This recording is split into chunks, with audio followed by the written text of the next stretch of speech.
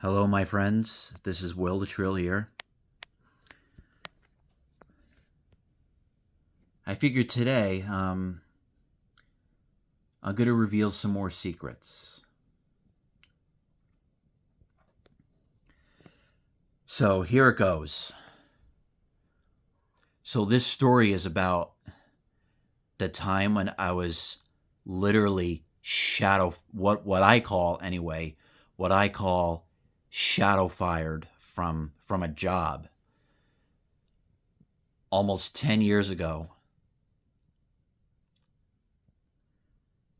It was around late April of 2014 when I believed I was shadow fired.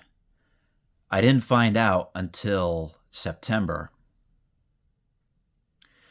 I didn't find out till September that I was shadow fired.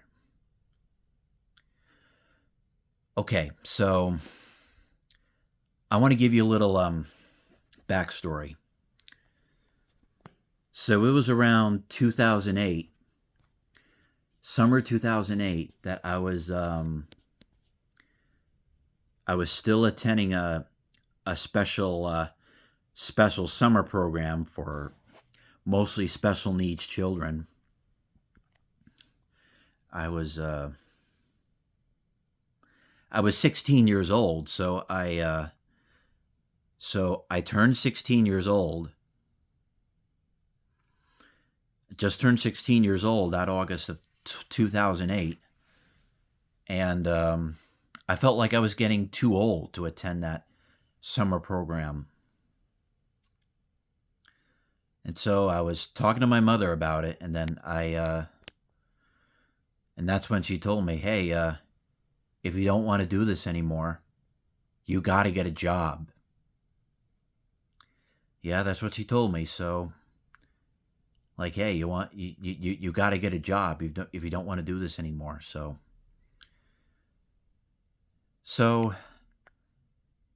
I thought I couldn't do it. Like, I was like, oh, I don't know if I'd be able to work for the way I am.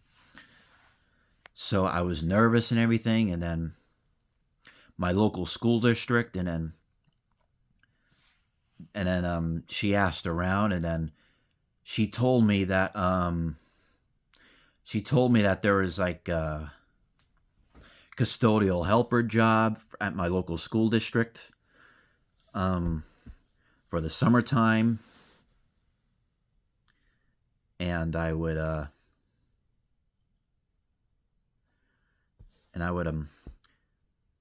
even during the school year, I go to one of the buildings to help clean up after school. So and then she said, "Hey, all you got to do is clean up and everything." And I thought about it. Then it took me a while. Then I finally agreed. And then so it was the summer of 2009 was the first time I started working as a custodian. And then I took a couple weeks here and there, like it was summer cleanup after a school year, getting ready for the next school year, and I liked it. I actually liked it. And so from there, then all the custodians that worked there that I worked with, and they told me I did a good job. I started being liked, and then I graduated from high school. I was working during the school year. I worked 4-hour part-time shifts, and then I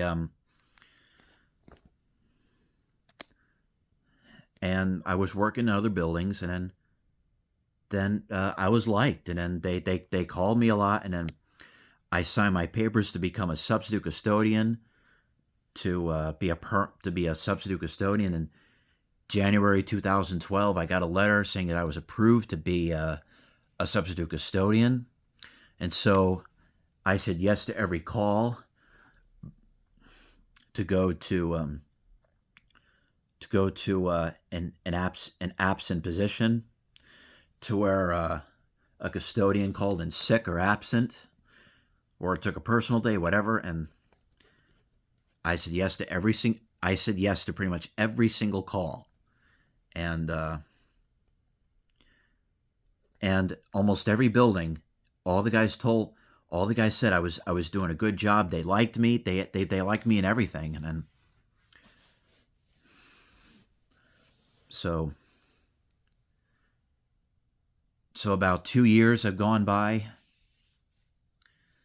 Then they told me I was doing great, and so it was until around April, like early April of 2014.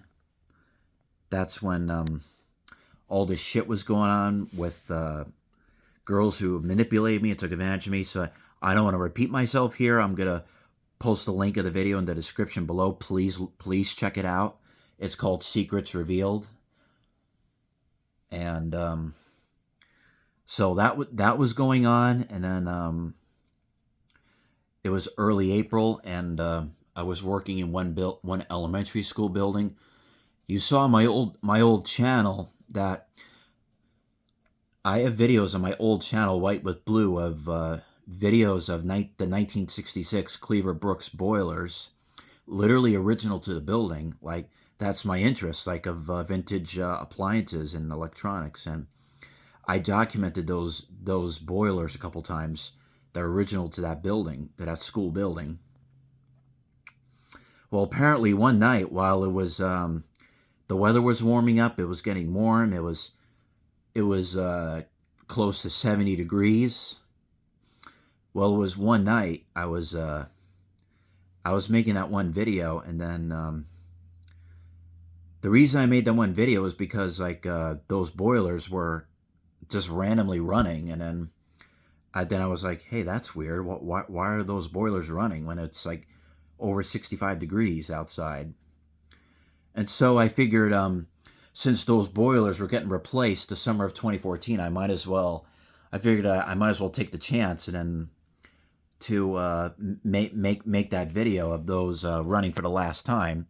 I figured that was a chance of just making the video before they get replaced, and then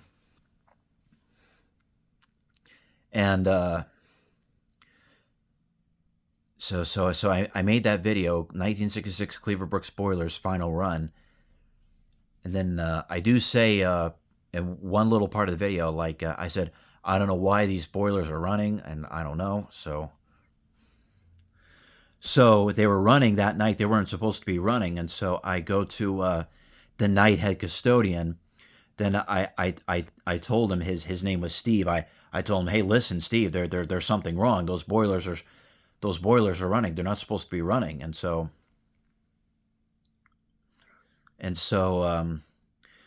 I walked with Steve into the boiler room, and so he went to check it out. He really couldn't figure it out. And so if you look at that video, you see the front panel, and there's a manual override switch on the manual control panel in the front of the boiler. So he switched off the toggle switch for the manual override, like the main power switch, and that shuts down the boiler. And so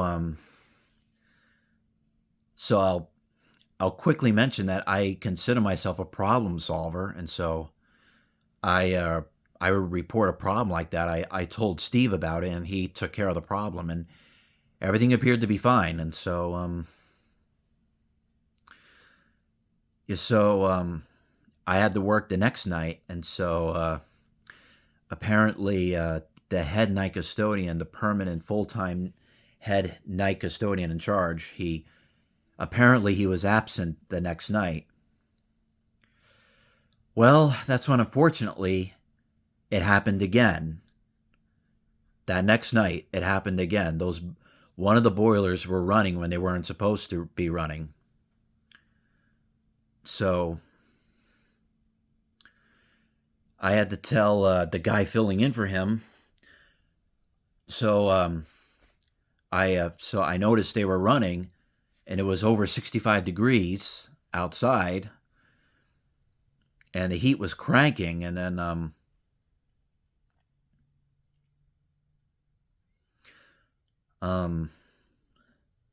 I go to him. His name was Mike, by the way.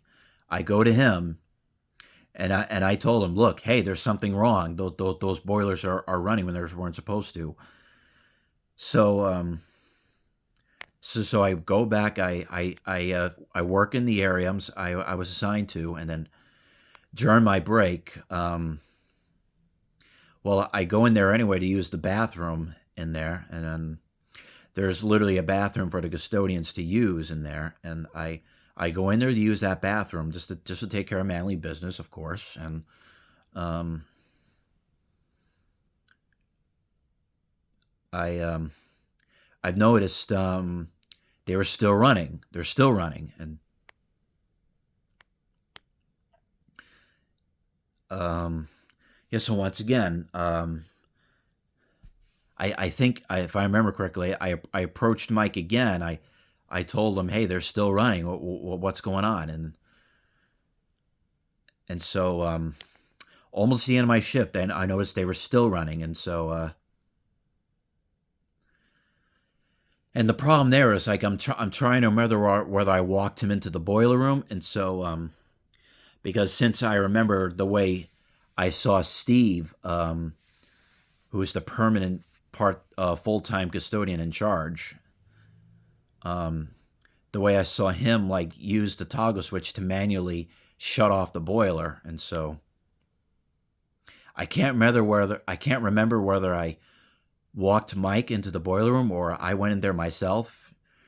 Well, I went in there to just use the bathroom, and so I'm trying to remember whether I did or not. So I this is when I took matters into my own hands, and so since I remembered seeing Steve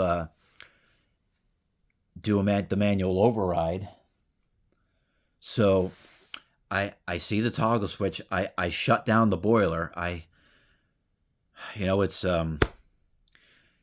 because I knew that if those boilers were stayed running, the building would have been roasting hot on Monday. Yeah, that's right. That was a Friday night.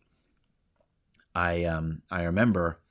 Yeah, that's right. I remember that was a Friday night, and when Steve was absent that night, and so I turned off the boiler. I turned it off because of the way I remembered Steve doing it. Since I was in there with him, I took matters into my own hands. I wanted to prevent the building from being roasting hot on Monday when the the day head custodian goes to open the building. I it was a chance I had to take, and just remember, I turned the boiler off, not on. I'm telling you this right now. I turned it off, not on. So so it was the end of my shift. So I thought I eased my mind. I reassured that everything's going to be fine. That everything was fine, and I think I worked another week that next week, and then nobody told me anything. Steve didn't say anything. Like he said, "Hey, how you doing?" And it looked like everything was fine, and nobody said anything, and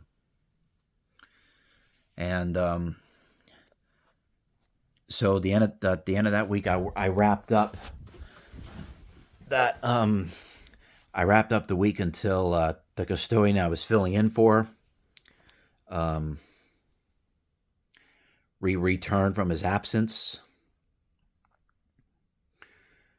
Yeah, everything appeared to be okay, and everything was fine.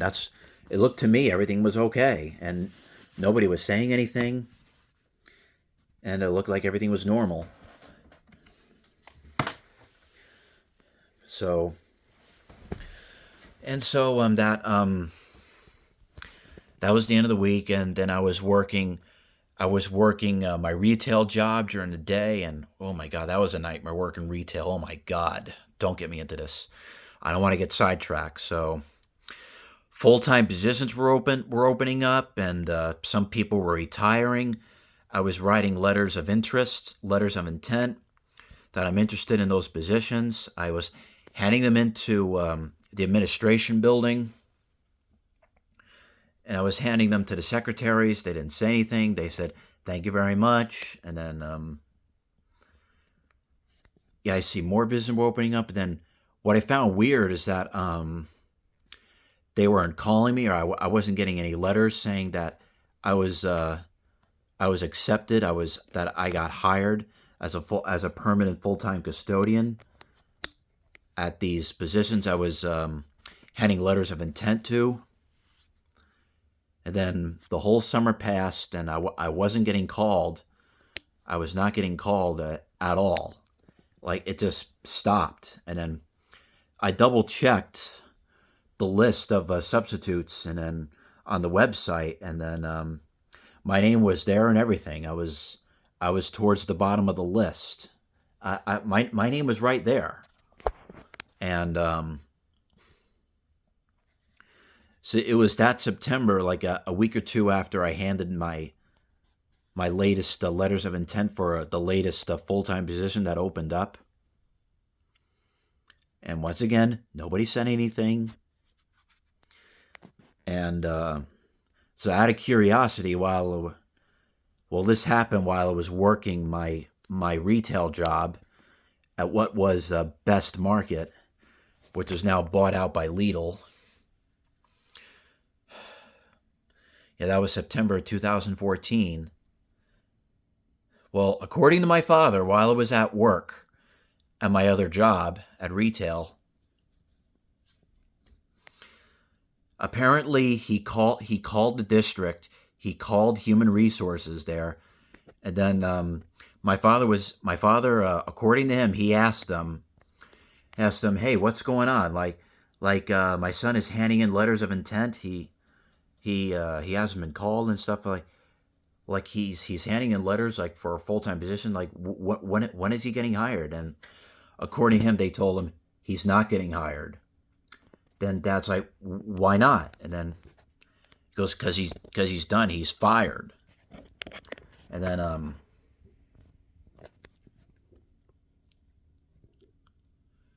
and then they told him that they heard a rumor that Friday night in April of 2014, it was rumored that I turned one of the boilers at that elementary school building on, that I turned it on, and that boiler was running all weekend. And then that Monday morning, when they went to open up the building, it was scorching in there. It was hot. And that was a rumor. And then, well, apparently the director of facilities apparently believed the story. Somebody said, I highly suspect that was Mike, who was with me that night. I highly suspect that Mike told the head of building facilities that I turned it on, and that the boiler ran all weekend.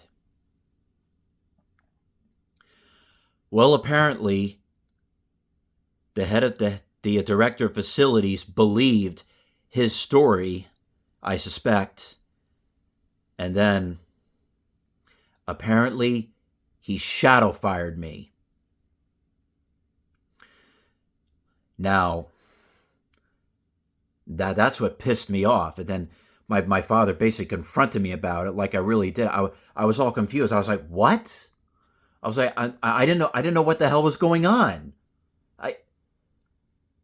Because I remember, I vividly remember that I told Mike that the boiler was running when it wasn't supposed to, and then he apparently he didn't take care of the issue, so I had to take matters into my own hands to take care of it myself. I turned the boiler off, not on. And what exactly happened is what I tried to stop from happening. The building was scorching hot when it was being opened that Monday morning.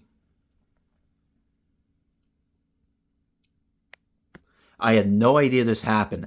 I had absolutely no idea this happened. I was totally oblivious that this happened. Nobody told me. And also, plus I also checked that I was still on the list of subs for custodians. Now that's what really pissed me off. I didn't get a phone call. I didn't get a letter. I didn't get anything. I got nothing, absolutely nothing that I was fired from that school district. Absolutely nothing.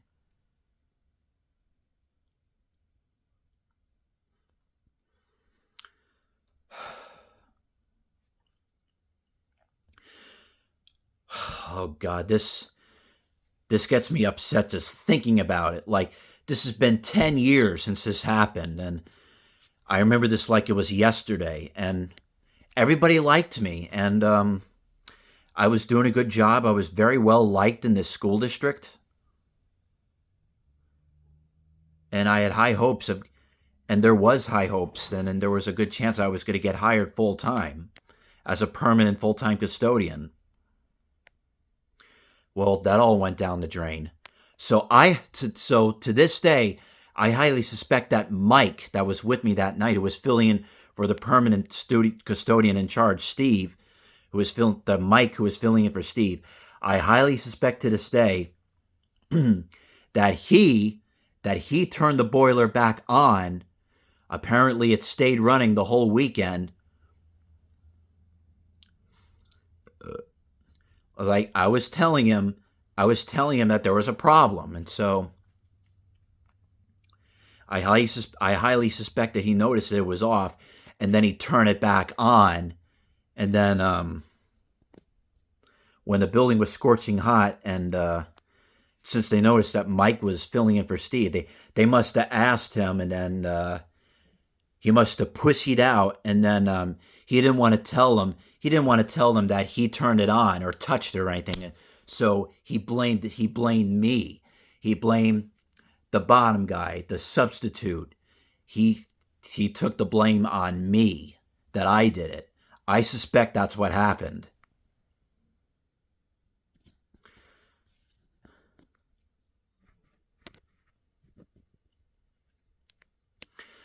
Well, my typical father, he believed that story. Then when I tried to tell him what really happened, he to this day, my father doesn't believe me. Well, since the other thing happened with those girls taking advantage of me, I didn't tell anyone. I trusted them. Once again, I don't want to repeat myself. Please look at that video, Secrets Revealed, in the link in the description below. I will share the link in the description when I get a chance. So, to this day, my father doesn't believe me. He doesn't believe that I didn't do it. I tried to tell him that I did not turn that boiler back on. And also he talked me out of me trying to defend myself, like going into the building, trying to tell him the truth about what happened. So I felt helpless. I felt defenseless. I wanted to get justice. I wanted to go straight to the building and tell the director of facilities, who was a real asshole, because that guy was a dickhead. He was an asshole. I wanted to confront him and tell him, hey, I didn't do it.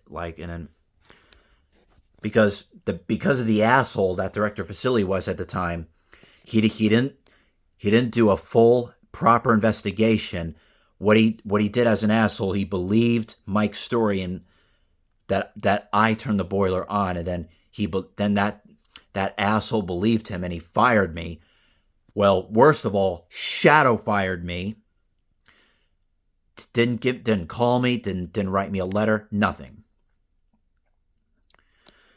So apparently it's been about 10 years since this happened. So this is why I want to go on the Steve Wilkos show. I want to clear my name once and for all. I want to take the polygraph test that the show offers, since the Steve Wilkos Show is part of the tri-state area. It's about over an hour drive from here, from Long Island to Connecticut. I'm gonna clear my name once and for all, and so I can't wait. So I can't wait to hear the results. I want the polygraph examiner to ask these specific questions.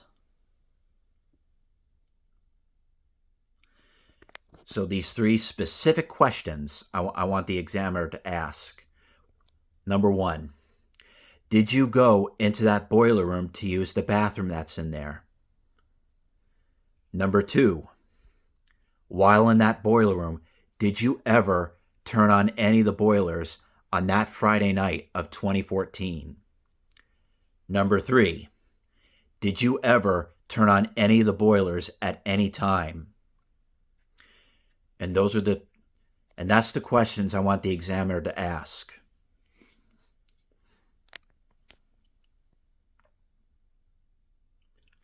Or actually, I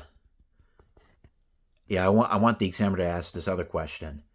Did you turn the boiler off?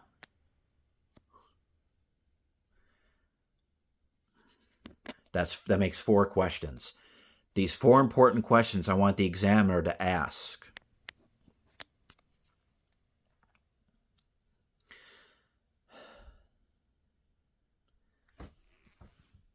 Sorry, I just had to see what time it was. So anyway, I wanted so 10 years, it's just about 10 years have passed since this happened. I want to clear my name once and for all. I want to prove to my parents that I didn't do it, that I did not turn that boiler on. Well, at least last I heard that director of facilities was fired 4 years after this happened.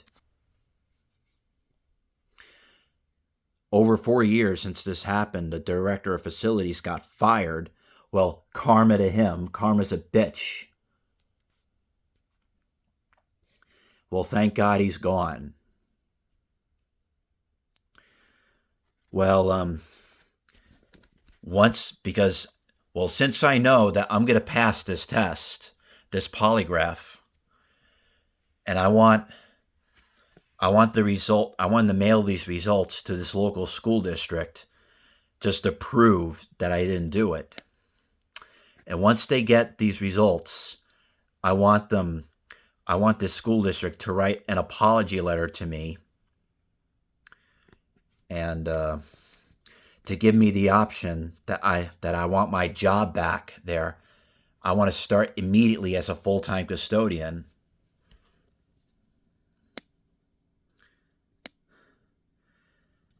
Well, figured since I'm fully settled into my current custodial job at a different school district, I might as well, since it's almost 10 years since this happened, I might as well tell you this truth now.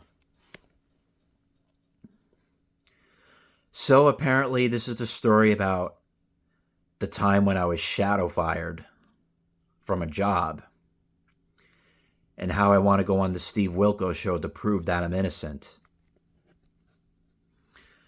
So hopefully executive producers see this video. I'm gonna tag the Steve Wilkos Show in this video, and well, thank you all for watching. And don't forget, hit like, hit subscribe, and hope you guys show my support once I make a video confirming that I'll be on the show. Thank you all very much, and y'all stay safe out there.